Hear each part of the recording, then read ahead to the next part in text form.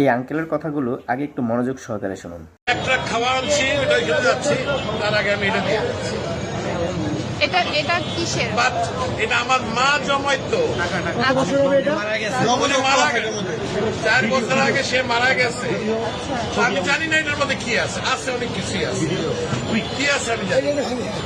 এটা আমি দিয়ে গেলাম, যা আছে আমি একটা খাওয়া আনছি, এটা নিয়ে আমি এখন ওইখানে যাচ্ছি। আন্টি মারা গেছে, আজকে না, আমার মা মারা গেছে।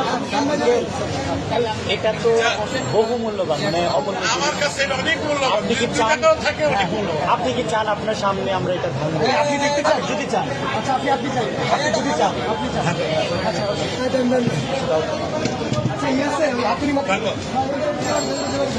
বাচ্চারা দেয় সাইকেলের পয়সা, আমি বুড়া মানুষ, আমার বয়স কিন্তু 65।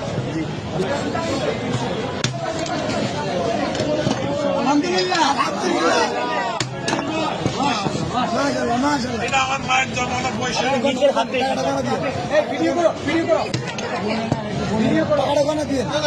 বলতে হবে না, আপনি এখানে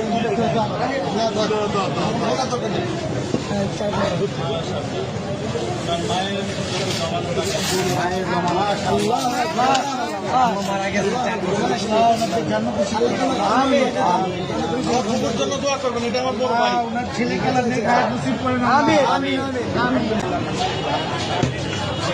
তোমরা এটাকে সদ্ব্যবহার করবে, এই আশায় আমি আছি। ইনশাআল্লাহ আমাদের জন্য দোয়া করবেন। নিশ্চয়ই আল্লাহ আপনার নিশ্চয়ই।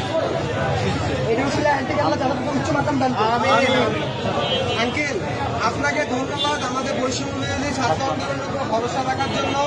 আপনার মৃত মায়ের মহামূল্যবান এই জমানো টাকা আমাদেরকে ডোনেট করার জন্য আপনাকে অসংখ্য অসংখ্য ধন্যবাদ। আমরা আপনার প্রতি চিরকৃতজ্ঞ থাকবো।